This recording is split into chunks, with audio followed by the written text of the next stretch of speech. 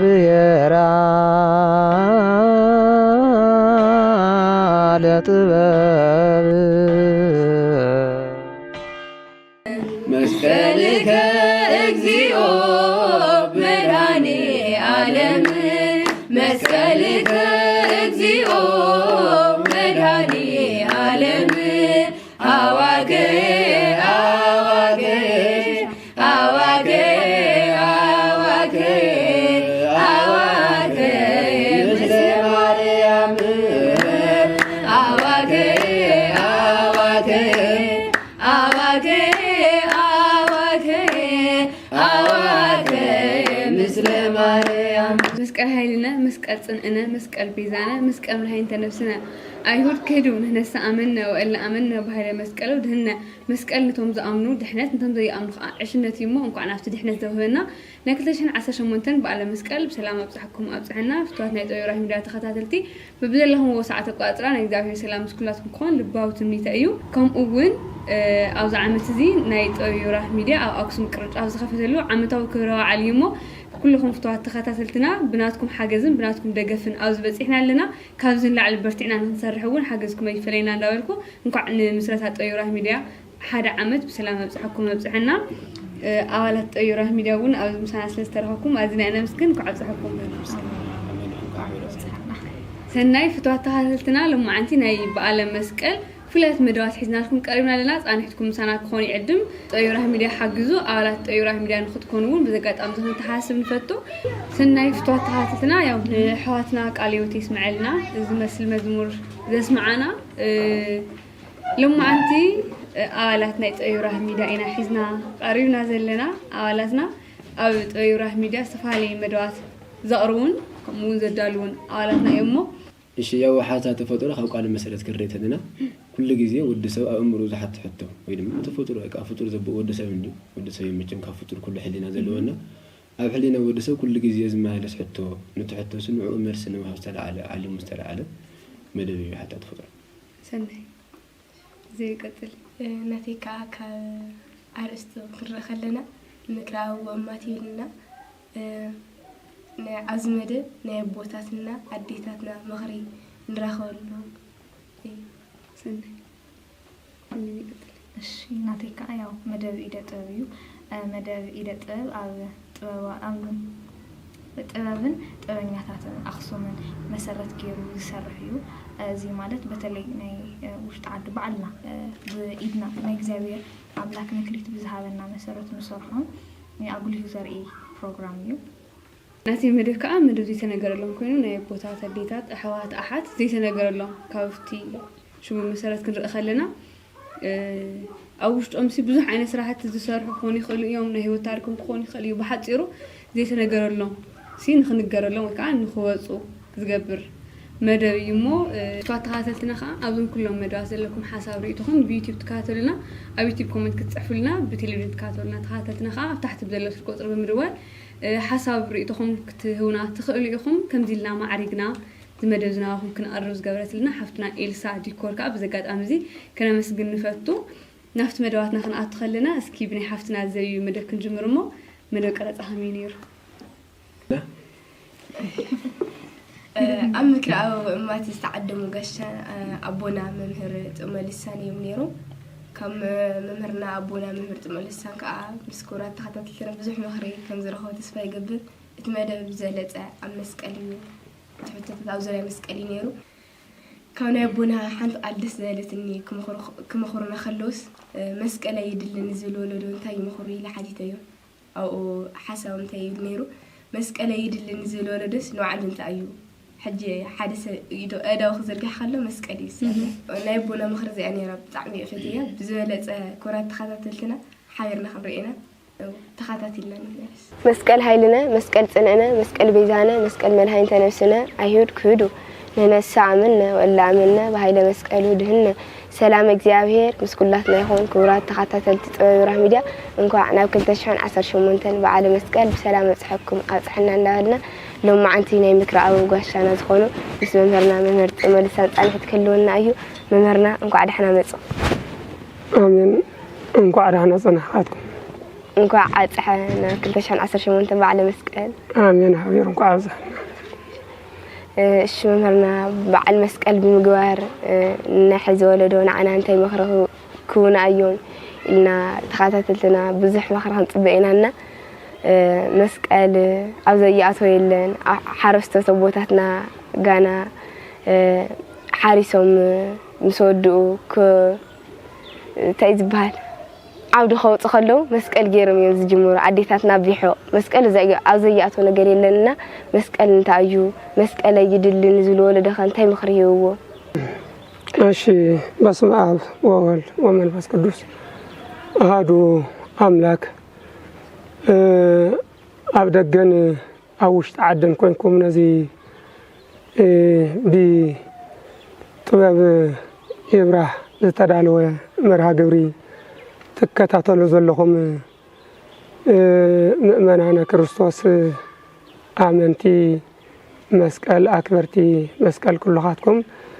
ያው ብዛዕባ ናይ ጎይታና መድኃኒትና ኢየሱስ ክርስቶስ መስቀል ዘለዎ ህይወት ዘለዎ ድሕነት ዘለዎ ቤዛነት ዘለዎ ኃይልን ጽንዓትን ንዓና ደቂ ሰባት በኸመይ እዩ ተዋሂቡና ንሕና ደቂ ሰባት በኸመይ ኢና ንገልጾ በተለይ ቀዳሞት ኣቦታትና በኸመይ ኢና ተጠቐሙሉ ጸኒሖም ናይ ሒዝ ወለዶኸ እቲ ናይ ኣቦታትና ዝነበረ ትውፊት ሕዚ እውን ዘሎ ቀጻሊ እውን ዝህሉ በኸመይ እዮም ክቅበልዎ ዝኽእል ዝብል ሕቶ እዩ እናቐረበ ዘሎ ያው ከምቲ ዝበልክዮ መስቀል ኣብ ዘይኣትዎ ነገር የለን ንምንታይ እዩ መስቀል ብስጋናም በረከት ኣለዎ ብነብስናም በረከት ጥራሕ ኣይኮነን ድሕነትም ኣለዎ በረከተ ነፍስ ድህነተ ነፍስ ኣለዎ ምናልባት ብስጋና እንጥቀመሉ ረብሓ መስቀል እንታይ እዩ ክንብል ተለና ያው ከምቲ ኣብ ምእተው ሕቶኺ ዝሓተትክዮ ዝኾነ ይኹን ሓደ ሰብ ብናይ ጎይታና መድኃኒትና ኢየሱስ ክርስቶስ መስቀል ኣሚኑ ዝነብር ብናይ ጎይታና መድኃኒትና ኢየሱስ ክርስቶስ መስቀል ዝምካሕ ሰብ ኩሉ ግዜ ሕድሕድ ዝሰርሐን ስራሕቲ ሕድሕድ ኣብ ዘጋጥሞ ተጓንፎ መስቀል ይዝጥቀም ኣብነት ሓደ ሓረስታይ ክሓርስ እንተሎ ዝጥቀሞም ነገራት ኣለዉ መጀመርያ ኣትብ ገጽ የወኩሉ እንታይ በትእምርተ መስቀል ኢሉ መላእ ሰውነቱ ብመስቀል ማእቲቡ እቲ ቀጽሉ ክሰርሖ ዝግብኦ ነገር ይሰርሕ ምክንያቱ ሓይለይ መስቀል እናበለ እዩ ምክንያቱ ሓይለይ ጉልበተይ መስቀል እናበለ እዩ ምክንያቱ እንድሕር ኣነ መላእ ሰውነተይ ብትምህርተ መስቀል ማእቲበ ኣብ ጎነይ ዝጽጋዕ ኣካል የለን ተቃራኒ ኣሎ እቲ ተቃራኒ ንሱ መላእ ሰውነቱ ኣማእቲቡ እንድሕር ንእትንዑ ክቃረኖ ዝኽእል ነቲ ክሰርሖ ዝግባእ ከከራውኖ ዝግብኦ ነገር ተዕንቅፍ ዝኽእል እኩይ ዲያብሎስ እንድሕር በትምህርተ መስቀል ኣማእቲቡ መላእ ሰውነቱ ኣማእቲቡ ኮይኑ እቲ ክቃረኖ ዝኽእል ኣካል ወላ ሓደ የለን መስቀል ቀጽሉ ንዝመጽእ ስራሕና ፈላሚ እዩ ጀማሪ እዩ ድሕሪ እዩ ተቐጽሉ ዘሎ ስራሕትና ነከናውን ኣብነት ሰብ ደቂስ ይሓድር ክትስእ እንተሎ ኣማእቲቡ ይትስእ ምክንያቱ ንምንታይ ኣማእቲቡ ተስኡ ኣሎ ምናልባት ሰላእሰናያት ኩሉ ስርሑ ደቂ ሰባት ንምትላል ንምስሓት ክገብሮም ንዝግብኦም ቅዱሳት ተግባራት ንኸይገብር ንኸተዓናቐፍ ካብ ጎኒ ደቂ ሰባት ኣይፍለይ ምናልባት ቅድሚያ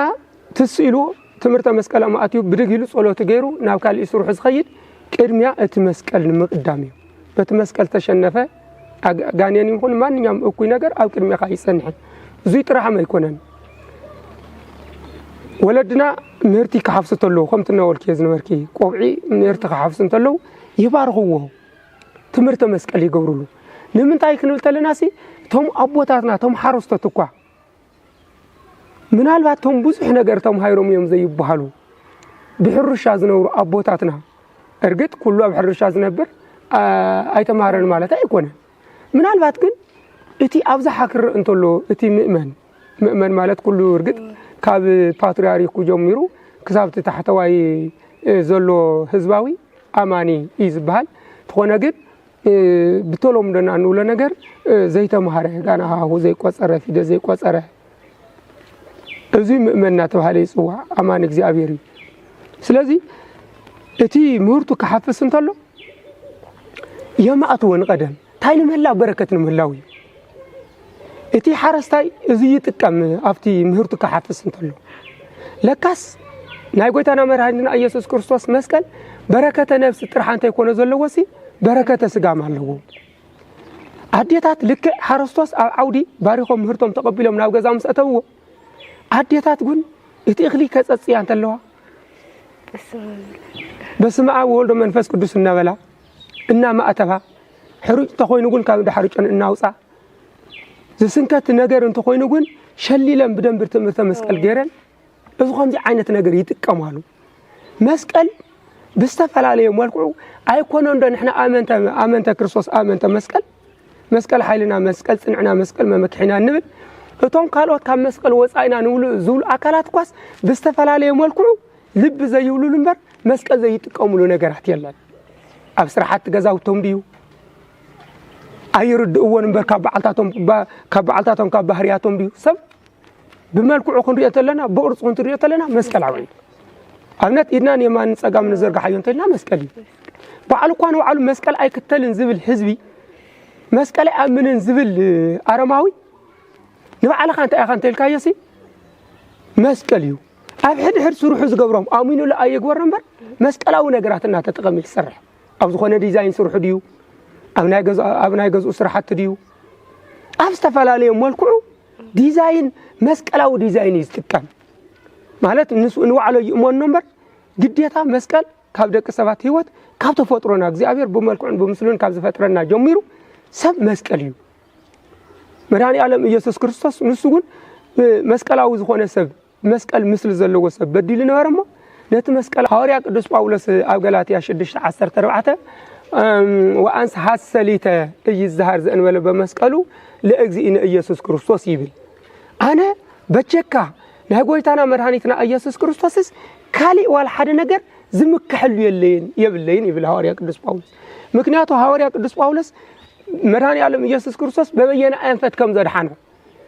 كريستوس نديابولس كشنفتله نديابولس عشان نفونا أنا ناس أكوصنا أنتله ببين أنفت كت ديابولس بخمي عينت كم تشنفه نهاي ديابولس ما شنفه أيا كم مخانو يرد أي قدس باولس بدم بكيرو يستوعليه سلازي نحنا أيقونن أمانة كريستوس اتخالي بخالي وجن زنبر سب بخالي وجن زنبر حزبي بقولتنا مرهانيتنا يسوع كريستوس مسكال كأمن كمكح حيل يصنعيو مرهانيت أي بيزا أيلو كأمن علوه كأمن كن ماريك بنا نبعلو كاب هوريا قدوس باولس بقى بمكحية مسكاليو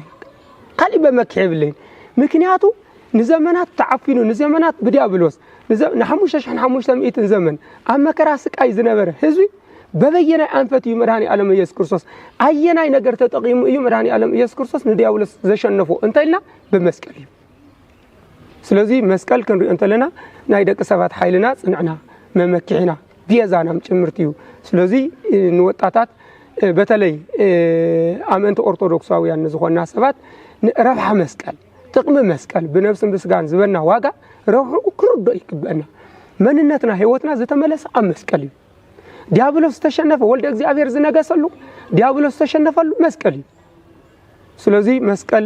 ኩለንተና ካብ ተፈጥሮና ጀሚሩና ወልና የናገለጽና ከምጽናህና ህይወትና ነው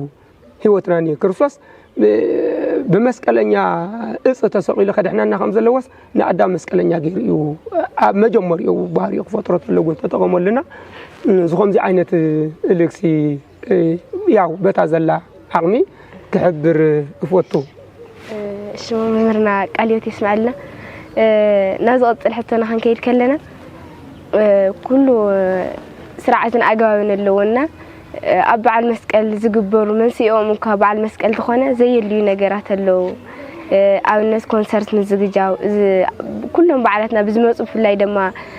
ናይ ክርስቲያን መስቀል ጥምቀት ህዳር ጽዮን ኩሎም ናይ ክርስቲያን ነኽብሮም በዓላትና ክመጹ ከለው ኮንሰርት ይዘጋጁ ብሽም ተዋዓል መንስኡ ተዋዓል ግን ኮንሰርት ንተዋዓል ዘይገልጽ ይኸውንና ጭፈራ ቤት ምኻድ ዝሳተሎና ከምዚ ድዩ ኣመጣጽኡ በዓል መስቀል ከብስሩ ከመይ እዩ ነይሩ ትናይ ሕጂ ወለደኻ ታሪክ ሓሊ ይኸደለዶ እሺ ምናልባት ኣይኮነን ንሕና ደቂ ሰባት እኽልኳ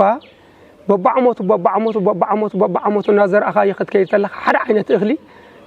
እቲ ግራት ትሕርሻ ኢሎም ደሞ እቲ እኽሊ ጻዕዳ እንተ ነይሩሲ እናቐይሐ ይኸይድ እናጎረደ ይኸይድ ዘይዘርኡ ዝዓለቱ እናቐየረ ይኸይድ ምክንያቱ እቲ ግራት ሓደ ዓይነት ግራት እዩ ኣብኡ በባዓመቱ ዝዝራእ ሓደ ዓይነት ዘርእዩ ትዘርኢ ጻዕዳ ነይሩሲ እንታይ እናኾነ ናይ ምኽያድ ባህርያት ኣለዎ ቀይሕን ጻዕዳን ናይ ምዃን ጨርሹ ግን ቀይሕ ናይ ምዃን ባህርያት የምስ ነዚ ምቃልውን እወ ሕዚ በዓል መስቀል ናይ ጎይታና መድኃኒትና ኢየሱስ ክርስቶስ መስቀል ኣመጻጽኡ ሕጽር ኣቢልና ክንሪኦ ተለና መድኃኒ ዓለም ኢየሱስ ክርስቶስ ያው ከምቲ ዓንተ እናገለጽና ዝነበርና ዲያብሎስ ዘሸነፈሉ ብመስቀል እዩ ኢልና ኢና ሊቀ ካህናት ክርስቶስ ኢልና ቦታትና ካህናት ሕዝቲ መስቀል ዝሕዝዎ ዘለው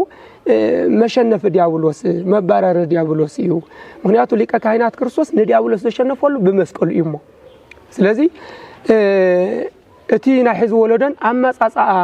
መስቀል ክርኢ ተለና ያው መስቀል ናይ መድኃኒ ዓለም ኢየሱስ ክርስቶስ ናይ ማንም ኣይኮነን ንምንታይ ከእዩ እንተኢልና መስቀል ዲያብሎስ መሸናፍ ዝተጠቐመሉ እዩ ክርስቶስ መስቀል እዚ እናገበረ መድኃኒ ዓለም ኢየሱስ ክርስቶስ በዚ ነገር እዚ ተጠቒሙ ብድሕሪኡ መድኃኒ ዓለም ኢየሱስ ክርስቶስ ካብዚ ዓለም እዚ ያው ብስጋ ኣብ ዝኣረገሉ ወቅቲ ካብዚ ዘመናት እዚ ጀሚሮም ኣይሁድ ነዚ ናይ ጎይታና መድኃኒና ኢየሱስ ክርስቶስ መስቀል ምጽባእ ልክዕ ቁራጻት ኣይሁዳውያን እዮም ሕዚ ናይ መድኃኒ ዓለም ኢየሱስ ክርስቶስ መስቀል ናይ ዝደፈኑ ቁራጻት ኣይሁዳውያን እዮም ሕዚ ወይ ደሞ ትርፍራፍ ኣይሁዳውያን እዮም ወይ ወኪላት ኣይሁዳውያን ክንብል ተለና ግን ኩሎም ኣይኮነን መድኃኒ ዓለም ኢየሱስ ክርስቶስ ብሰውነቱ ኣይሁዳዊ ንብሎ ሰብ ብምዃኑ ኣይሁዳዊ ንብሎ ቅድስተ ቅዱሳን ድንግል ማርያም ቦታትና ቅዱሳን ብዙሓት ኣይሁዳውያን እዮም ነገር ግን ኣይሁዳውያን ክንብል እንተለና ሕዚ እቶም ብነገረ መስቀል ዘይኣምኑ መድኃኒ ዓለም ኢየሱስ ክርስቶስ ዘይኣምኑ አንጻር ክርስቶስ ዝኾኑ አንጻር መስቀል ዝኾኑ ኣብ ከክንዲ መድኃኒ ዓለም እቲ ዝገርም መድኃኒ ዓለም ኢየሱስ ክርስቶስ ብህይወት ኣብዚ ዓለም እዚ እናሃለዎ ማለት እዩ እናስተማረ ወንጀል እናሰበኸ ኣብ ዝነበረሉ ግዜ ድውያን ይፍውስ ነይሩ ሙታን የተስእ ነይሩ ኣጋንንት የውፅእ ነይሩ ዕውራት የንቁሕ ነይሩ ዝሞቱ የትስእ ነይሩ ዝተፈላለየ ደዌ ዘለዎም ሰባት የድሕን ነይሩ ልክዕ መስቀል ሓይልና እዩ እንብሎ እቲ ሓይሊ ናይ ባህሪኡ ዝኾነ መድኃኒ ዓለም ኢየሱስ ክርስቶስ ኣብ መስቀል ተሰቒሉ ንዲያብሎስ ዘሸነፎሞ ሓይሊ ክርስቶስ ኣበይ ዓሪፈሉ ኣብ መስቀል ዓሪፈሉ ስለዚ ድሕሪ እርገተ ክርስቶስ እቲ ናይ መድኃኒ ዓለም ኢየሱስ ክርስቶስ ወይ ድማ መድኃኒ ዓለም ኢየሱስ ክርስቶስ ተሰቐለሉ መስቀል ልክዕ ሓይሊ ካብ ክርስቶስ ወሲዱ እዩ ሞ ሓይሊ ካብ ክርስቶስ ተዋሂብዎ እዩ ሞ ነሲኦ ስልጣነ እምሃበ እግዚአብሔር ኣምላክነ ይብል ዳሓር ክነውምፅኢና ደራሲ እቲ ናይ መድኃኒ ዓለም እቲ መስቀል እዚ ካብ መድኃኒ ዓለም ኢየሱስ ክርስቶስ ስልጣን ተቐቢሉ እዩ እቲ ስልጣን መስቀል ካብ ክርስቶስ ተቐበለ ስልጣን እዚ ድዊ ናይ ምፍዋስ ስልጣን ተዋሂብዎ እዩ መስቀል موت ناي متسع سلطان تواهب ويو سفالالي حمامات ناي مدحن ووتو تواهب وي مسكال سلازي اغاننت ناي موسى سلطان تواهب وي مسكال مكنيات او تسقلسي ازي كل زفصم املاك تسقيلو لسلازور ناي زخم زي زوال املاك سلازخونه مسكال ان ايوداويان እሱ በህይወትና አውዝ ምድር እዚ እንሃለወ አጋንንት የውጽ ነይሩ ዱያን ይፈውስ ነይሩ ሞታን የተሰነይሩ አይነ ሱራት የብርህ ነይሩ አረ ተፈላለየ ደውየ ስጋ ዝነበረ በተአምራ ደውየ ነፍስ ዝነበረ በትምርት እዚ ይገብር ነይሩ ሲ ንሱ ተወሰቀለ ለመስቀል ንዑ ወኪሉ አውዝ ምድር እዚ ዱያን ይፈውሰሎ ሞታን የተሰሎ ዕውራን ጉን የንቁሐሎ ተፈላለየ ተአምራት ጉን ይገብረሎ ንዑ ሰቂልና ናሞት ሕሊፍና የከንብል ተለናስ መስቀሉ ንዑ ወኪሉ ተአምራት ይገብራሎ ኢሎም ኣብ ልዕሊ መድኃኒ ዓለም ኢየሱስ ክርስቶስ ከም ዝቀንዎ ሁሉ እንደገና ኣብ ልዕሊ መስቀሉ ምቅናእ ጀመሩ ምቅናእ ጥራሕ አይኮነን ጉድጓድ ፍሒሮም እንደገና ጉን ድማ ን320 ዘመናት ዘአክል ጥሩምባና ተነፈ ጠቅላላ ሰብ ናብ ካል ይጓሓፉ ናይ ውሽጥ ገዝኡ ድዩ ናይ ካንሾሉ ድዩ ናይ ዝተፈላለዩ በቃ ጓሓፍ እዩ ኣይረብሕን ኣይጠቅምን ዝተባለ ኩሉ ኣብ ልዕሊ ዝጠቅሞም ኣብ ልዕሊ ዘርሓኖም قبل عليه هوتهم زخونه مسكل نزمنا زأكل وحفنا صورة قولون اتوقحف ያው እንግዲህ ካፍቶም ዓበይቲ ናይ ኢየሩሳሌም ከባቢታት ዘለው እንባታት አየኑ ተዋሃይሉ ክሳብ ምፍላይ ዘሸግር ዓብይ እንባ ክሳብ ዝኣክል እዮም ደፊኖም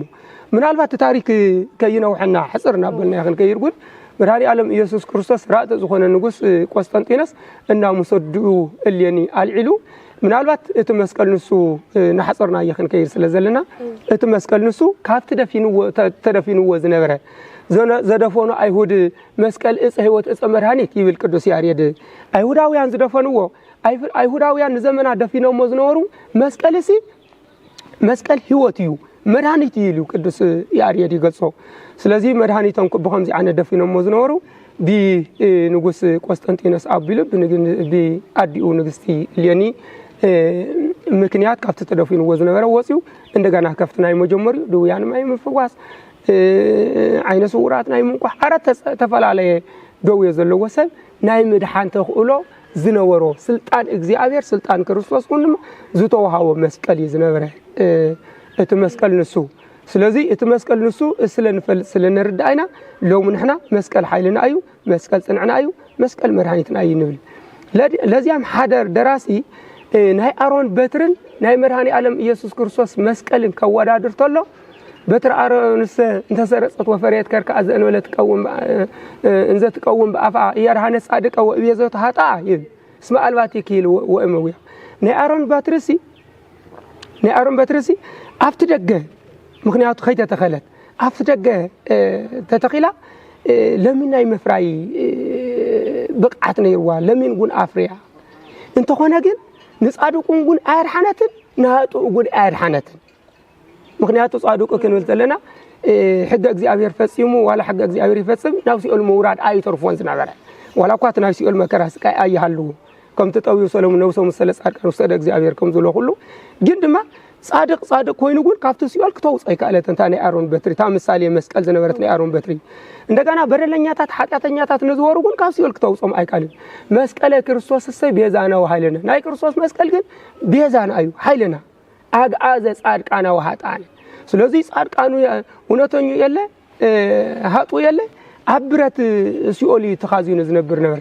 ጻድቃን እንግብርና ተሰይጣን ጸላይነ ካፍት ጸላይና ዲያብሎስ ግዛት ካፍት ጭቁን አጋዛዛ ናይ መስቀል ናይ ክርስቶስ መስቀል ግን ታይገበረና ናጻውጸና ከም ዘይበዓል ጌርካሲ ነናይ በዓል ሓሳብን ነናይ በዓል ድልየትን ምንጽብራቅዩ እንዲያም ክንእሮሞ ዝግበን ሓደ ካብ አነጋገርና ጀሚሩ ካብ ስራሕና ጀሚሩ ካብ ቀራርባና ጀሚሩ በቃ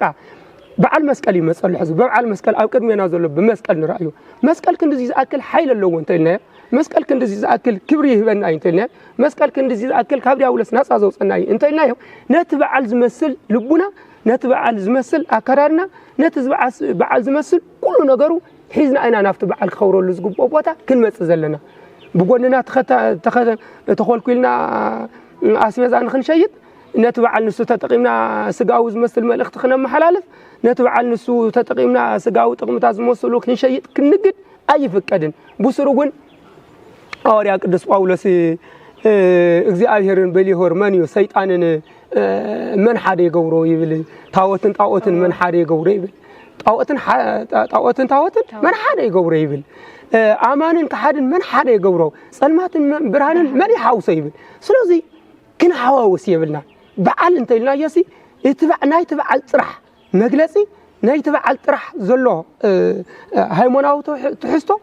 أميرنا تمهيرنا بعلنا أكبرنا بسلام ننا بجزانا كن ملسي يزقبنا زي كابتل على زند كم دي أمزولو نجارات قالوا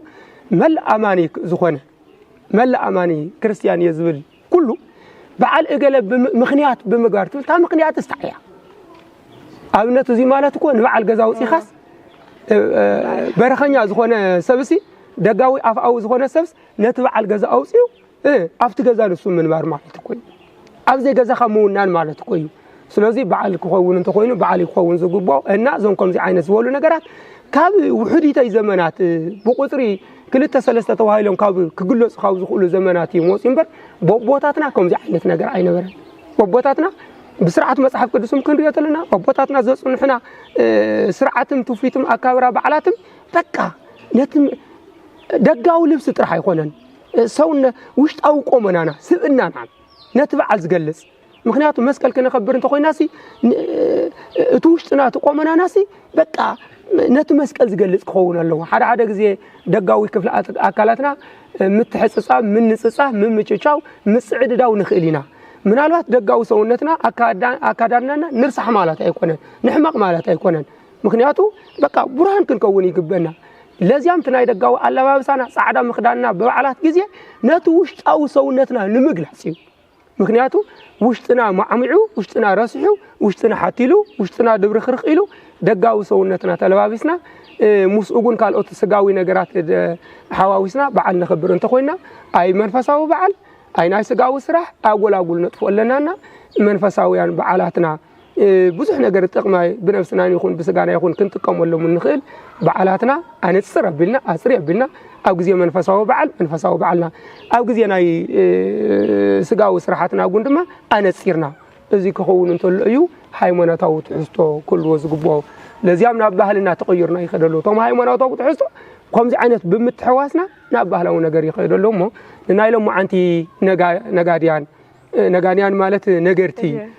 ንናይሎም አንቲ ወጣታት ንናይሎም ወጣታት አረ ጠቅላላ ነዚ حزننا نغاغرلو زلنا طبب يبرح زكاتاتل كله مخنياتو بعل كبعل انت خوينو كابزم حزننا زرزرنا يوم زنورنا طرح يكونن ካልኦት ነትበዓልና ዘይመስሉ ስጋውያ ነገራት ትሕዝቶ ብልብና እንኮነ ብደጋዊ ክፍለ አካላትና ሒዝና በዓል ክንخبር ከም ዘልና ያው እታ ዘለሃና ከም ወላድም ክበቃ ይክልን ዝሮ ጋና ህፃንነት ዕድመ ዘለኹ እየ ብዙሓት ወለድታት አለው እንተኾነ ግን ከም ምኽሪ ከም ሓው መጠን ከም ሓላልፎ ዝግበን ነገር ታልዩ ግን እዚ ዝመሳሰሉ ነገራት መምህርና ክገልጽ ከለውሲ በዓል ናይ ሓድነት መሰረት እዩ ኢሎም ነይሮምና ዳሜራ خلع خلون ሓድነትና እዩ እና ሕጅ ዘለና ወለድ ኸ ሓድነት የብልናን በዘዝሕ መልኩ ሓድነት የብልናንና ሓድነትና ክነጣህና ኸርት ኮይና ስቴክ እንገብረልና ኢሎም ይመኽሩን ጽቡቕ ሕቶ ሓቲትከ እንዲያም ሕዚ ሓደ ሕቶ ምስ ሓደ መጽሓፍ ቅዱስ ክትሓዝ ኣለዎ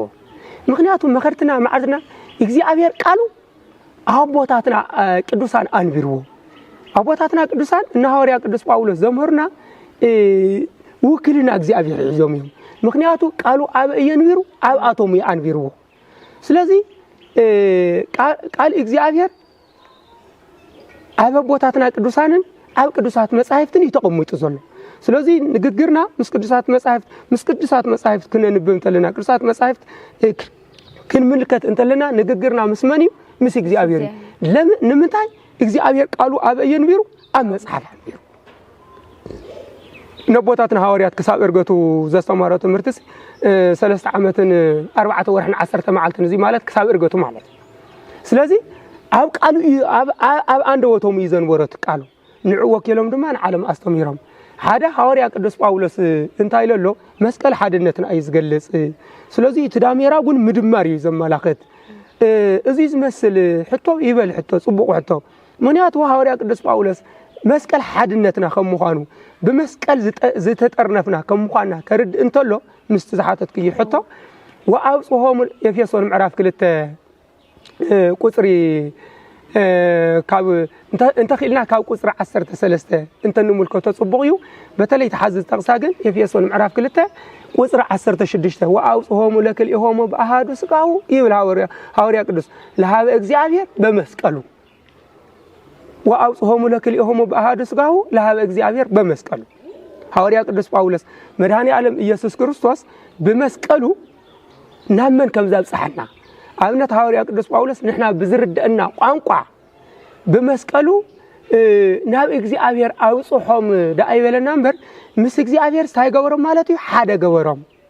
ምስ እግዚአብሔር ሓደ ገበሮም ምክንያቱ ሽግ አኪብና ጥራሓንተ ይኮነን ሓድነትና እንገልጽስ እቲ መስቀል ባዕሉ ተፈላሊና ዝነበርና ሰባት ሓደ ገይሩ ናብ እግዚአብሔር አቅርብ ወአውጽሖም ለክልኤሆም ማለት እኮ ህዝብን አሕዛብን ተባሂልና ኣብ ክልተ ተመቂልና ንዘመናት ነብር ነርና በተለይ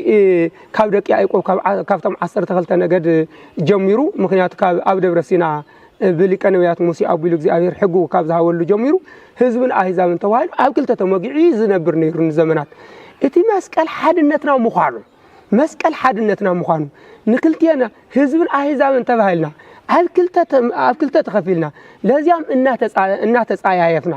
አይሁዳውያን አረማውያን አህዛባውያን ይጽየፍዎም ቡልክዕ ጉንድማ አህዛባውያን ንእስራኤላውያን ይገልልዎም ስለዚህ ኣብ ክልተ ተመጊዕና ዝነበርና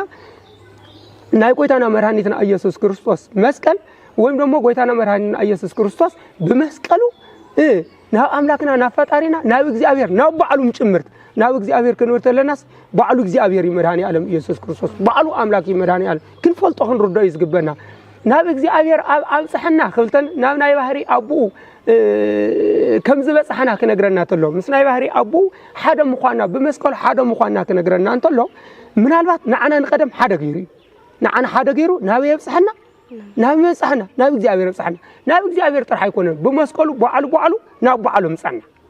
ናብ በዓሉ ምጽና ሙስ እንታይ ገበረና ሓደ ገበረና በቃ ብጸጋው ውህደት አለና ምስ እግዚአብሔር ናይ ጸጋው ውህደት ናይ ጸጋ ሓድነት አለና ምስ እግዚአብሔር ስለዚህ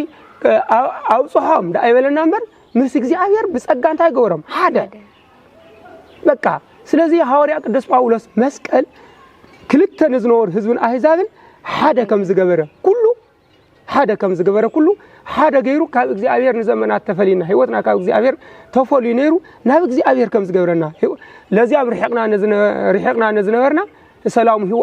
አቅረበና ቀሪብና ንዝነበርና ጉንኩም ድማ ሰላም ሃበና በመንታይ በመስቀል መስቀል ሓድነት ጥራሕ አይኮነን መስቀል ሰላም ኣብዚ ምድር እዚ ህዝቢ ሰላም አይኖረን ለዚያም አመተ ፍዳ አመተ ኩነኒ አመተ ምረገም እናተባለ ይጽዋዕ ኣብ ሰላም አይነበረን ኣብዚ ምድር እዚ ዲያብሎስ በቋረኝነት ኃጢአትና ስራሕ ድሕሪ ሞት ጉንድማ ምናልባት ሓደ አበው ቅዱሳን ሕገ እግዚአብሔር በሕገ ልቡና ይኹን በሕገ ኦሪት እንዳፈጸሙ ዝረወሩ ዋላ እኳ እንተኾኑ ግን ድማ እቲ ቦቦታትና በአዲና አዳምን ሔዋንን ገነት ዓጽዩ ምንዋሩ ገና በመስቀል ኢየሱስ ክርስቶስ እቲ መስቀል እቲ ገነት ንስኸሳብ ዝኸፋት ሲኦልዮም ዝወርዱ ነበሩ ምናልባት ኣብቲ ሲኦል ክወርዱ ተለው ግን ቶም ቦታትና ቅዱሳን ከም ተዓንቱ ንገልጽ ነበርና መከራ ስቃይ አይለኽፋቶም አይበጻሕቶም ነበር ረድኤተ እግዚአብሔር ይሕልዎም ነበር እንተኾነ ግን ሰላም አይነበረን አቦታትና ኣብ ሲኦል ወሪዶም ዋላኳ ጻድቃን አበው ኣብ ሲኦል ወሪዶም መከራ ስቃይ ያህሉ መከራ ስቃይ ዝቅበሉ ኣብ መከራ ስቃይ ውሽጢ ተቀቂሎም ይነብሩ ንዝነብሩ ሰባት እናራዩ ግን ኣብ ሓዘን እዮም ነይሩ ስለዚህ መስቀል ማለት ሓድነቱ ክንሪኦ ተለና ሓድነት ጥራሕ አይኮነን ሰላም የሚዩ ሰላም ዘመጸጉን በመስቀል ገብረ ሰላም በመስቀሉ እንዲያም ቅዱስ ያዕቆብ ተበክት ገብረ ሰላም በመስቀሉ ተንሳኤሁ አጋሪ አቀዲሙ በመስቀሉ ሰላም ገበረ ሰብን እግዚአብሔርን በመስቀል ተዓራራ ሰብና እግዚአብሔር በመስቀል ቀረበ እግዚአብሔርን ሰብን ሓደ ሆኑ አሞንጎ እግዚአብሔርን አሞንጎ ሰባትን ሰላም ተፈጠረ ርክክብና ምስ እግዚአብሔር በመስቀል ወአውጽሆሙ ለክልዮም ንኽልቲአቶም ወገኖሲ በአካሉ መስቀል ተሰቂሉሲ ንኽልቲዮም ናብ እግዚአብሔር አውጽሖም ዝብዘለ ቅዱስ ጳውሎስ መስቀል ሰላም ስለዝኾነ ተፈላሊና ዝነበርና በመስቀል ሓደ ከም ምዃንና እዩ ሐዋርያ ቅዱስ ጳውሎስ እናገር ዘሎ መስቀል ሓድነት ጥራሕ አይኮነን መስቀልም ሰላም እዩ መስቀልም ኃይል እዩ መስቀልም ጉልበት እዩ መስቀልም ጽንዕ እዩ ሕዚ እቲ ዝሓተትኩ ይሕቶ ተፈላልዮም ዝነበሩ እንጨትታት ተጠሚሮም ናብ ሓደ ይድመሩ እቲ ሕቶ እዩ ግን ልዕሊልና ክንሪኦ እንተለና እንጨትታት ናብ ሓደ ብምጥማሮም እንታይ ኮነት መስቀል ሓድነት ዝነግረናሲ ተፈላሊና ዝነበርና ነንበይትና ፋሕልና ዝነበርና ህዝብን አህዛብን ተባ ዝብል ሹም ተዋሂውና ኣብ ክልተ ተመጊዕና ነበር ዝነበርና መስቀል ጠርኒፉና እዩ ስለዚህ ናብ ሓደ ከም ጠርነፈና ምልክት እዩ እቲ ተፈላሊዩ ፈኦዶ ዝነበረ እንጨትታት ጽቡቕ ብዝገብሩ ሰብ ጽቡቕ ሰናይ ምግባር ብዘለዎም ናይ ጎይታና መድኃኒትና ኢየሱስ ክርስቶስ በዓለ መስቀል ብደንብ ገይሮም ብዝግብኦ ከኽብሩ ዝደልዩ ስጋዊ በረከትን መንፈሳዊ በረከትን ጸጋ ድሕነትን ክረኽቡ ዝግብኦም ዝደልዩ ሰባት እቲ ተፈላልዩ ዝነበረ ዕንጨት እዮም ኣምጽኦም ኣብቲ ላዕሉ መስቀል እዮም ዝገብሩሉ መስቀል እዮም ዝጥቀሙሉ ምክንያቱ እቲ ዕንጨት ተፈላልዩ ነይሩ ናብ ሓደ ምእካቡ ዓለሙ ታይ ንምርካብ መስቀል ንምርካብ ባዕሉ ትዕንጨት ተኣኪቡ ተደሚሩ ኣብ ሓደ ተሰብሲቡ ንሪኦም ኣብ ላዕሉ መስቀል ኣሎ ኣብ ላዕሉ መስቀል ኣሎ እንታይ እዩ ምልክቱ እቲ ኣብ ላዕሊ ተቐሚጡ ኣብ ልዕሊ ተኣከበ ዕንጨት ተቐሚጡ ዘሎ መስቀል ሲ እንታይ እዩ ዝጥቁም እንታይ እዩ ዘብራህር እንታይ እዩ ዘርድ እንተናሲ ኣይሁድ ደፊኖሞ ንዝነበሩ መስቀል ንምርካብ ይዓለሙ ከምዚ ዝበለ መስቀል ተደፊኖ ኣሎሞ ኣምላክ እግዚኣብሔር እቲ ዝተደፈነ መስቀል ኣበይ ከም ምዃኑ ካብዚ ዕንጨት ብዝወፅእ ትኪ ኣቢልካ ግለጽ እዩ ተዓለሙ ስለዚህ ንዝጠፍአ መስቀል ብኣይሁድ ዝተደፈነ መስቀል ብመስቀላዊ ትእምርት ታይ ምግባር ምድላይ ስለዚህ እዚ ዝመስል ኣካይዳ እዩ ዘለና ናይ ኦርቶዶክስ ተዋህዶ ሃይማኖት ኣካባበራና መስቀል ብመስቀላዊ መስቀል ምእላሽ ንዑ ብዝመስል ቅርጽ ጌርካ መስቀል ምድላይ መስቀል ምርካብ ኣይጠረፈን ድማ በቲ መስቀላዊ ንሱ መስቀል ተረኽበ መስቀል ወፀ እናዚ እዩ እቲ ዝመስል ኣብ በዓላ ሃይማኖትና ስለ መስቀል ክንኽብር እንተለና ክንሓስቡ ዝግብአና ነገራት እዚ ክገልጽዎ መምህረ ሓድነትና እስከመይ ኢና ክነጥቅ ሕጂ ታሪኽ እዚ እንድሕር ዝመስል ኮይኑ ሓድነትና ነቲ መስቀል ዘይገልጽ እዩና ከመይ ጌርና ኢና ሓድነትና ነጠናኽር እሺ መስቀል ሓድነት እዩ እንተልናዮ እቲ ነኽብሮ በዓለ መስቀል ግን ሓድነትና እዩ ዝገልጽ እንተልናዮ ሕዚ እቲ ንሕና ሓድነትና ክነጠናኽሮ ዝኽእል ሲ ብኸመይ እዩ ዝብል ሕቶ እዩ ጽቡቕ ሕቶ እዩ መጀመርያ ሓድነትና ክጠናኸር እንተኾይኑ ሰብ ምዃኑ ክርዳእ ኣለዎ ንቐደም ሓድነት ክጠናኸር እንተኾይኑ ሲ ሰብ ምዃኑ ክርዳእ ኣለዎ ንምንታይ እየ ሰብ ምዃኑ ክርዳእ ኣለዎ ዝብለኪ ዘለኹ ኣብነት ኣነ ሰብ ምዃነ እንተተረድየ ንዓይ ዘድልዩኒ ነገራት ኩሎም ብስጋይም ኮነ ብነፍሰይ ክጠቕሙኑ ዝኽእሉ ነገራት ኩሎም ዝርዳእ ሰብ ምዃነ ዝርዳእ እንተኾይነ ምክንያቱ ንስኹን ሰብ ምዃን ክርዳእ ልክደሊ ታየ ምስተረዳእኹ ግኒ ሰብነተይ ምስተረዳእኹ ኣነ እንታይ የድልየኒ ኣብ መገዛእ ሰውነተይ ታይ ክገብር ይግበኒ ኣብ መገዛእ ሰውነተይ ክበፅሕኒ ይኽእል ዶ ኣብ መገዛእ ሰውነተይ ዘይደልዮ ነገራት ክለግበኒ ይኽእል ዶ ክኸፍአኒ ይደሊ ዶ መገዛእ ሰውነተይ ክቐፅዕ ዝተፈላለየ መከራ ስቃይ ከብፅሐሉ ይኽእል ዶ እዚ ምክንያቱ ኣብ መገዛእ ሰውነተይ ሕማቕ ነገር ክረክብ ዘይደሊ እንተኾይነ ንስኹ ግን ሰብ ምዃንከይ ፈሊጥ ኣለኹ ተረዲእ ኣለኹ ኣነ ከም ህይወተይ ይርኤክ ማለት እዩ ኣነ ከም ህይወተይ ይርኤክ ንህይወተይ ደይርእ ኣለኹ መጀመርያ ሓደ ግዜ ሰብ ምዃንና ስለ ዘይንርዳእ ይመስለኒ ኣብ ልዕሊ ሰብ በደል ንፈጽም ሓድነትና ዘይነሰጥም ሓድነትና ዘይንገልጸሉ ሲ ቅድሚያ ሰብእነትና ሰብ ምዃንና ታይ ምዃንና ዘይምርዳእ ይመስለኒ ካብዚ ከምዚ ዓይነት ደካማ ባህርያ ዝተለዓለ ይመስለኒ ሰብ ዕርሱ ዝጓነ ዝፈላልዕ ሓድነቱ ዝልሕልሕ ዝብተን ስለዚ ሰብ ምዃኑ ሰብ እንተተረድዩ ምክንያቱ ከም በዓሉ ዝበለ ሰብ ክርኢ እንተሎ ከምታ ሰውነቱ ይርዩ ኣብዛ ግዜ እዚ እንታይ ትመጽእ ሓድነት ትመጽእ ኣብዛ ግዜ እዚ እንታይ ትመጽእ ሓድነት ትመጽእ ምክንያቱ ሰብ ኩሉ ሓደ ነዚ እዩ ኣብ ኦሪትም ኮነ ኣብቲ ዘሌዋውያን 18 ቁጽር ኣሎ ኣፍቅር ቢጸከ ከመ ነፍስከ ሰብ ከመኻሲ ከም እንታይ ጌርካ ረኣየዩ ከም ዓርስኻ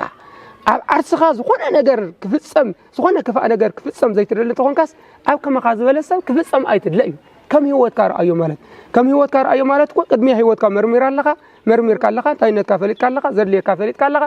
ንባዕልኻ መርሚርካ እንተኾንካ ዘድልየካ ፈሊጥካ ተኾንካ ከመኻ ዝበለ ሰብ እውን ዘድልዮ ትርድአሉ ትፈልጠሉ ኣለኻ ኣብ ከምዚ ዓይነት ሓድነት ይሰጥም እቲ ናይ መጀመርያ ፍቕሪ እዩ ሰብነትካ ምፍላጥ ብድሕሪኡ እውን ድማ ሰብ ምዃኑ ክትፈልጠሉ ይርደልካ እዚ ተመፅኡ ሓድነት ይመጽእ ካሊእ ሓድነትና ክነረጋግጸሎም እንኽእል ከምዚ ዓይነት መንፈሳውያን በዓላትና ክኾኑ እንተለዉ እዮም ከምዚ ዓይነት መንፈሳውያን በዓላትናሲ እንታይ እዮም ዝገልጹ እንተይልናሲ እንትን እኮ ንተኻእለ ነይሩ ኣብ ገገዛኻ ዓፂኻ በዓል ምኽባር እኮ ንተኻእለ ነይሩ ኣብ ገገዛኻ ኾንካ በዓለ መስቀል ይኹን ሓደ ይኹን ምኽባር እኮ ንተኻእለ ነይሩ ኣይችግርን እኮ ንተኻእለ ነይሩ ግን እቲ ናይ ክርስቲያን ሓድነት መዓዝ ክግለጽ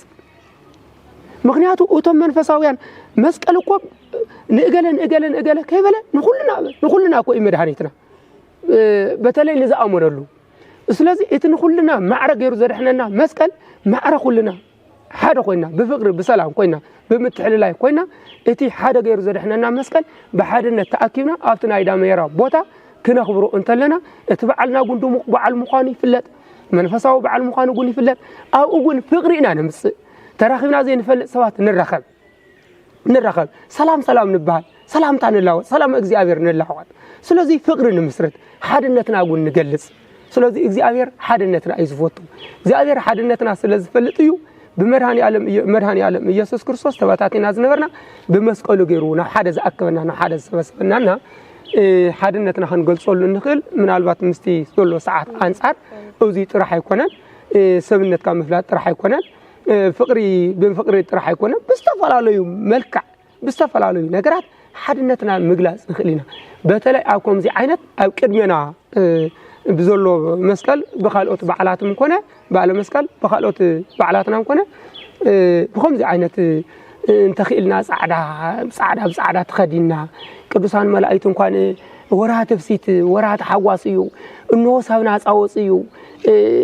كولتات اللوسي أبني بعلى لدت أبني بعلى تنساي أبني خمسي بعلى إرجتات أو زخونو لكيسي صعدة ملائكتكو برهانيهم بتفطرون كو برهانيهم جن من تايم سعادات خدينهم من عناز الرأينو انت الناس نبعلت ناس تمرتي بجزيه على ستايكن قبر كم زلنا بجزيه على تنساي ملائكه برو خدا انت خدينهم مرأي ندق سوات مرأي مالتكو نحنا قول تبعل قدسان ملائكه نعلتاتهم برهانيهم نحنا تبعل كنديناي برهات كون سعاده خدا انت خدينا سعاده خدا انت راح يكونن فيت كم زغلصنايو لبنا قول نصو كحاتيات نصو غيرنا وكنا سواء كما نزلنا لهاتيات باتيتا إلى وريا قدس باولس نديال كن قدس يفريم بزحات نباريا قص بزحات أبوتاتنا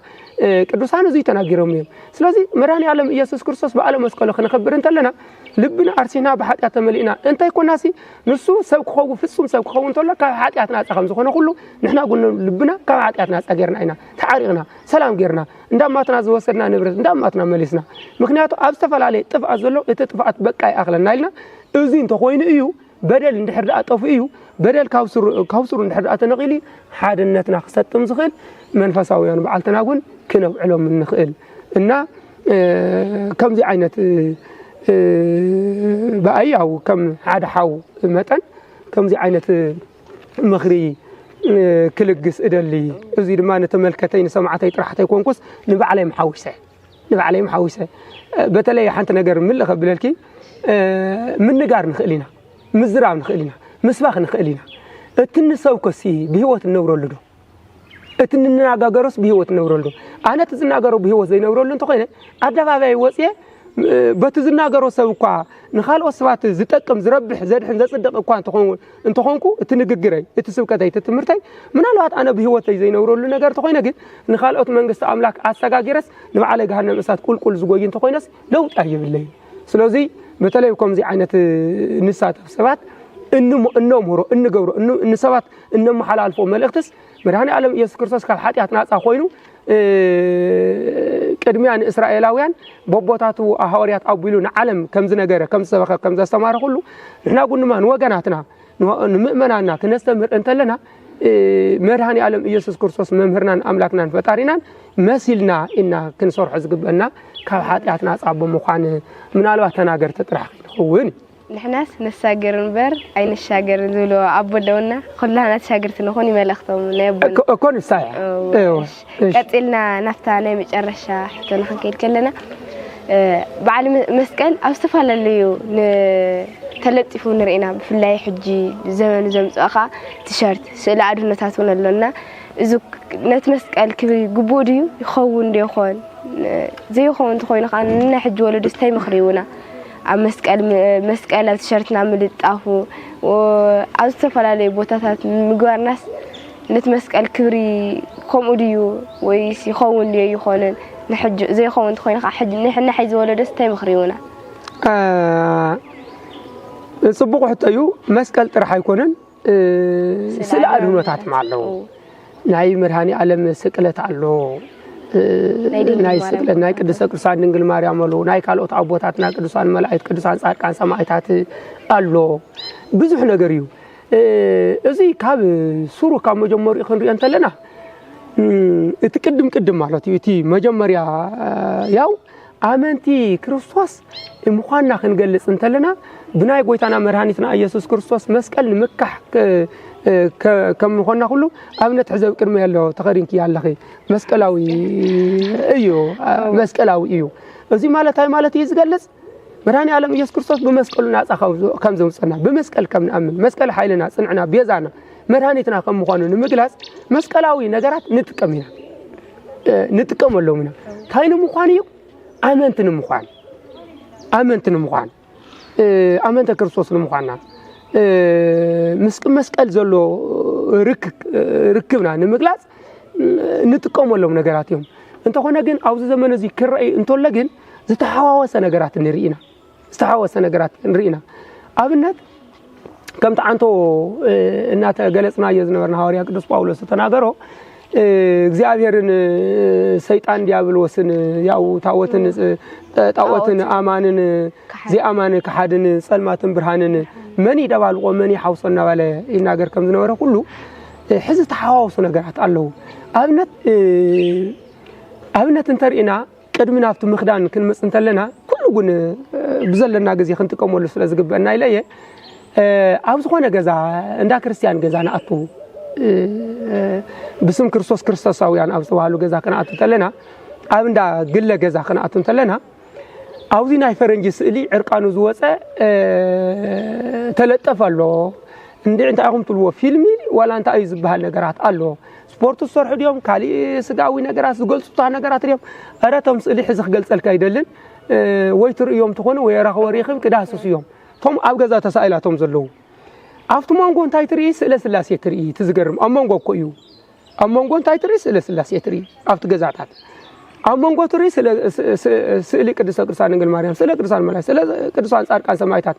أوزي مالت نستوم ناي علماويان زنس أوارقو سلا تازلو ناي فيلم تات ناي زخون نجارات أما أخل تزوني وكر أنتلو من هالبعد اتناوي نايزون كم زول أبوتاتنا كدسان سلي كم جاز نتكمل قين هلو أمور ماني بنفسنا نقص عن خنن كين هلو تنقع يدلني سئل مالتكو أبوتاتنا قدوسان زوكل كوي أبوتاتنا قدوسان زوكل كوي سئل مالتكو مرهني عالم يسوع كريستوس بخمي تنسقيل زنص أبرقو كوي مسكال مالتكو أبكرنا يكون أبزخون يكون نلو تفوقو كريستوس بخمي عينات مسكال تنسقيلو بمسكال خمي يبيل الناس أو الناس جلس كويو سلازو خمسق عينات هوس زلوا سئل يكون مسكال يكون أبنسوه على ما هو نجار أبزي يفصملوا أبجزية بعلاته طواف كتبره له تخيل تفعل على يجيس أجز كتجبره له تخيل عن شباري كبرم بجيرك كتقوم تخيل كبر زدوا له مكنياته أبز تفعل على يجزيتات كتوم حصان له تخيل أنت خوينه كم منك قدست أفهمية نسيت أن محفري نايس قافة وتات نمدفع أجان أنت ديابولوس سراوي تديابولوس أجان أنت نمر حق نموجد مخنياتو سئلي يكون مسكن أبجزانا أمه أو نصف بوتا أبزم الكتب بوتا على ما هو نجر أبزيت حوا وصلوا أبزيت زانا قالوا بوتا مقمات إكاليو كم زحز نوري أزلنا جن سلك السكرسان نقول مريم بقدميت الله بدحريت أبزبان الله مسكلات قول أبستفل عليه نجارات يلطفوا يوم زونكم زي عين زولو نجارات وناس زونكم زي عيل زولو كراون تخن كدنهم تلنا كالي يترف استي مستسونتنا زولو رهاص انكوان كراين تولو مستي كاب سونتنا زوز مستي كاب دغز مص اورا انكوان كتحازن تولو نعوم زغلص ايكونن زخوم زي عينت انا كم نايب علي كم امانو مخانيم كم نايب علي هوتيم كريتلخو አላይ ነገር አይኮነን አላዩ አምንታይ አቦቱ ከም ዝሐዝና ገጽ ያዝነበርና አቦቱ ስርዓት ይዙ ኣብ ንጹህ ገዛ ኮይኑ እሞ መብራህት ተብርሃሉ ከድቃት ምሕጸነሉ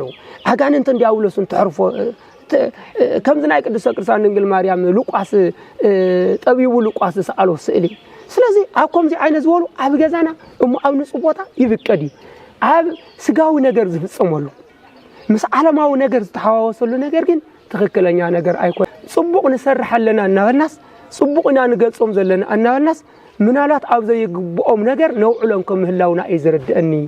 እና ስእለ ቅዱሳን ኮነ ስእለ መስቀል ኣብ ሰውነትና ይኹን ኣብ ተፈላለየ ነገር ኣብ ክዳንና ይኹን ኣብ ተፈላለየ ነገር እንጥቀመሎም ኣብ ቦታኦም ጌርና ክንጥቀመሎም እንተለና እዩ ብነፍስና ምሕጸንታ እንረኽበሉ بسجانا قون سجاوي رفح سجاو تغمي سجاو بركة النرخوالو مو كم زي عينة تزجبرتنا حزولدو أنا كم من فساوي مخري يمكر يمعد ምክንያቱ ኩሉና ናይ ባዕሉ ቦታ ኣለዋ ኩሉ ግዜ ኣለዎ ስለዚህ ቅዱሳን አቦታትና ዝወከለ ስእሎም ቅዱሳን አቦታትና ክርስቶስ ዝወከለ መስቀል ኣብ ዘይግባው ዝተመራሰ كيد أبيه بقى أوزم بارات أنت عم تبالو زوم نايدان سويتات عم شفر أبيه أب شفر أبيه تقلو يقرم من الوقت تحت قبر إخان تلك الناس ياو من الوقت أستاذ الله ينقدي هذا نجار كتب كل تبل تخونها سب مخنا متن نرينا نعزبنا مالتيو من الوقت تجاجي خيكون كل لك هذا مع تراي أو أي تترفم كل الكاميرا أي وساني مغنياتو أفتنا شفر أبيه تقلو سلام مريم الله سلا قدوس ميكائيل الله سلا قدوس جبريل الله بقى تأيو مؤنسي تأيو موت زموت فصمولو موت دانسي تي بقدوسات مصاحفت بالنهاريا قدوس باولس زتوغد مراني عالم يسوع كريستوس زوغدو نغرات مو زفصمولو سكران زفصمولو توزفت زفصمولو سغاو سمعيتات مولو زراغفلو اب زراغفلو بوتا كم عينت نغرات تريخي ግን ትክክለኛ ነገር አይኮነን تخكلانيا نجار يكونن يمثلنا أنا نخف أي مثلنا نقوم نجبر جن كيف لقنا نود ولا نجار جن بتعم حدا جاي بتعم حدا جاينا أبزز الملكوت بوتها خون طلعيو إتي أتاجع أرثوذكس أو النت ناقونز جلس هاي مرة ناقونز جلس كم زي عينت كنت كملو من تلنا كم توم لسان زردني كم توم لسان دسبلني كم توم لسان زبرني كم توم لسان يقول خون زجبوا إلى زحاسوا إذا نجارات يجي مثل النام مسكال ترحمه يكونن كم زي عينتنا يا بوتاتنا قدوسان سئل سلاسي سئل مرهاني عالم سئل قدوسان ملائكه ጭምርት አብ كم زي عينت ነገራት ክሪእት ኣለኹ ይጨንቀኒ እና ዝዩቲ ሐሳበይ ምናልባት ካል እንታልዩ او ናይ መጨረሻ መምህርና ከመቦ ከመምህር ከመባት ንስሓ ተኸታተልትና እንታይ ምኽሪዩ أبنت بزعبة مسكال مخري زمخرو نتعلي قوي أو تزولنا يزنورنا أينا اسكي بنهاري قدوس باولوس عندبت كجمرو التزوها مخري خنياتو مسارتنا مصحفنا خونا خوون تولو صبغيو قداماي قرنطوس 17 كساب 18 انتا يبل اسمه نجار مسكال السا أبد وقتو بهذا هقولان وبهذا ينسل إلا دهنا هاي الأجزاء وقتو يبل بزعبة مسكال نزخنا أمانوي أمانة نزخنا سملك تيكم على لفتلقو هاريا قدوس باولس مسارات كيرية مسكال نزاي أمنوه نزاي ختلوه بهذا هيوت مرحاني مخانو حيلي زي كم زعرفه حيل إجزاء عرفوا مسكال حيل زجبر حيل زهم مخانو بتلاقي زي رد سب بتلاقي يقول ما أمان خوينو يقول أريوش تطلق يلو سلا نجار مسكال زي ترد سب قدوس باولوس يو معرنا مخارنا نسي أمنو سباتسي إفعاتيو موتيو بقى حقلتيو مخنياتو نمجز أدحنتهم يوم زكاو مزلهم كريستوس بمانኛውም ነገር አይቆነን ዲያብሎስ አሸንፉን አዛዘው ጸናይል አይና ዲያብሎስ ንምሽናፍ ተጠቀመሉ መስቀልዩ ለማ አንተ ዲያብሎስ ንምሽናፍ ንጥቀመሉ ግን መስቀልዩ እዚ ማለት መስቀል መግረሪ የጸርዩ ስለዚህ ንዘይ አምኑ ጥፋት ሕጉለት ለዚያም ጥፋት አይቆነን ጥፋት ነፍስ አለውም ንናአምን ግን ባለቅዱስ ጳውሎስ ننأمن جن نخطوله جن تربو مسكن نرتع جن حيلنا أيو كابك زي أفير استوهاونا أيو حيل أيوي كم تعانت وزوال كوي زي أفير حيلنا يبهري مراني على ميز كرساس حيلنا يبهري وهو تايكونا حيلنا يبهري إتنا يبهري حيل زخون إيسوس كرساس حيلو أمسكلو عرفي سلازي نازي قدني قدس باولس ننأمن جن مسكال كرساس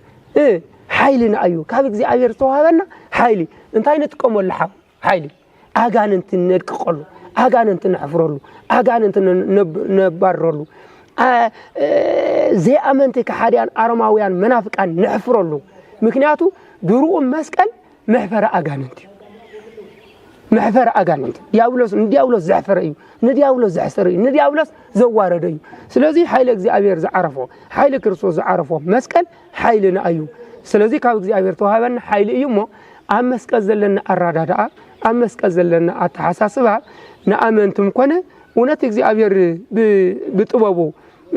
قبل علم مسكل عمت من الزكاير قبل علم مسكل زي كونه نجارات نزل ناجرو سواتهم تقونه نحنا أستمرون مخورو معارو إناز تبعنا نمبر زي والو يتبعنا زي أبارو زي والو يتبعنا نحنا كم من فساوينتنا كرسوس أرماوي ولا أهي زباوي لا أستمري أي ولا لا أستمر نحنا قلنا كنا نستمر زقبنا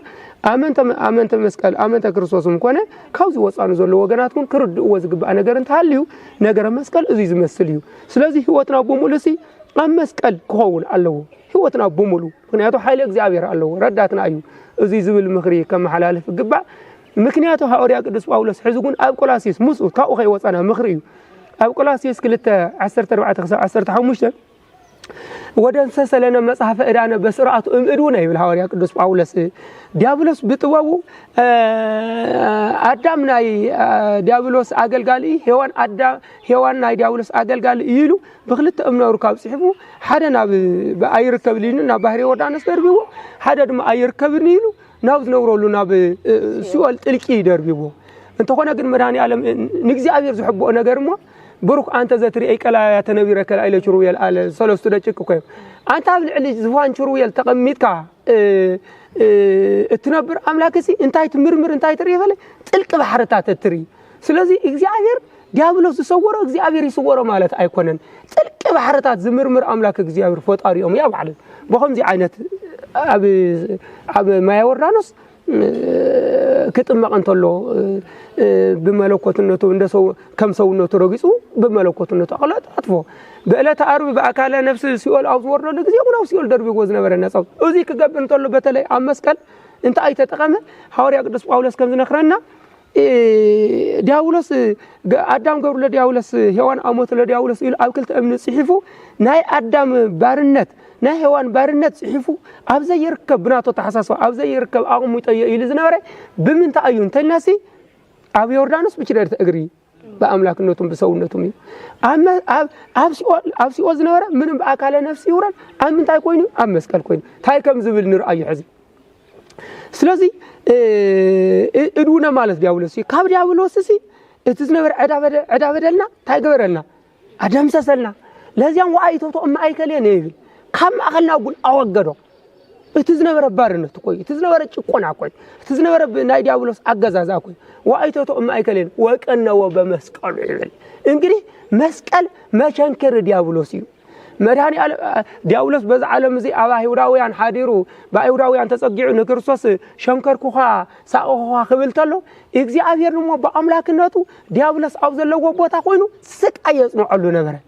بس هو الناتو بزي انت شنكر بأملاك الناتو دياولس يشكرو نبره بمنتهى مسكال خوين وكأنه وبمسكالين سلازي مسكال ما شنكر دياولس يو مسكال دياولس زحفرودلو دياولس تواردلو سلازي دياولس تواردلو مسكال الرعايانا أبعالنا أكبابنا أقلالسنا إمنتنا حيلنا قلبتنا كل نجرنا كم قانو مسكال كنرد لنا كوجن مسكال قن دحر كنبليولنا وكأنه بمسكالو يبلع هواريا قدوس باولس وبسليوتو أصحافرهم ولا قدمت ولا ما كان انتي وبسليوتو أما لا تمسكال عرقان ووصيو بس عالم زي عرقان ووصيو عرقان خوين خسقال انتلو بوتك يا عالم جد نمنتاي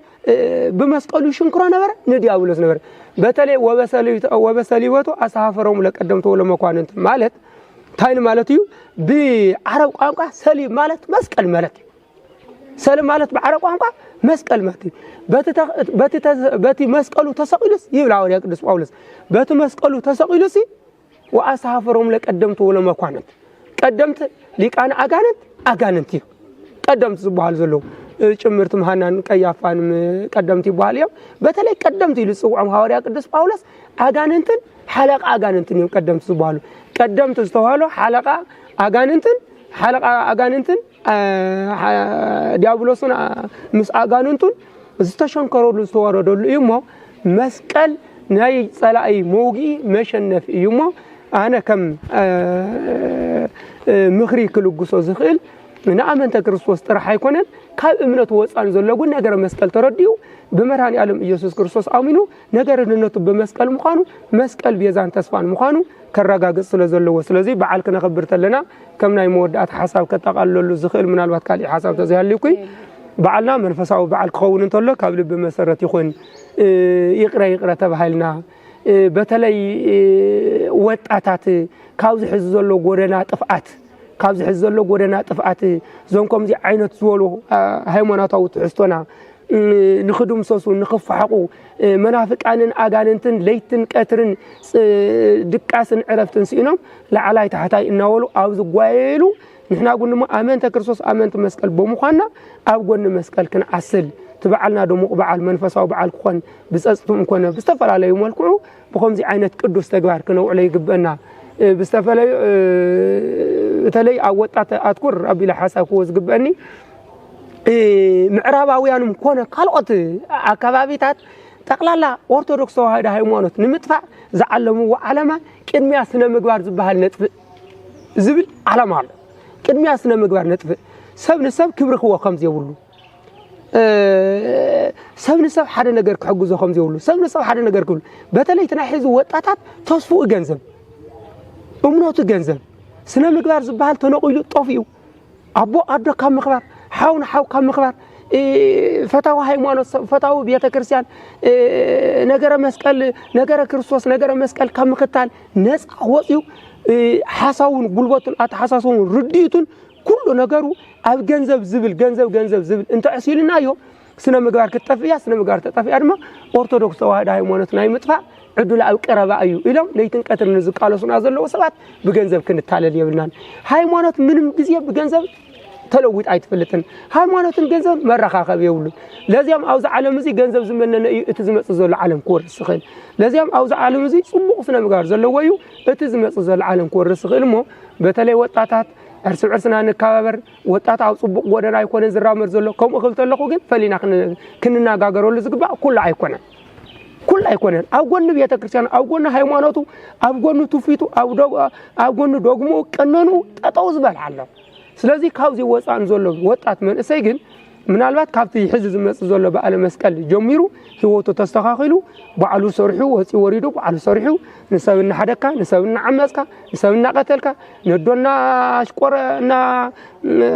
وقعكا حدا نغرناكا نبوخنا شمقاكا انت يكونه اتوطات كون سرح خول علو زخيل بوتا فطيرو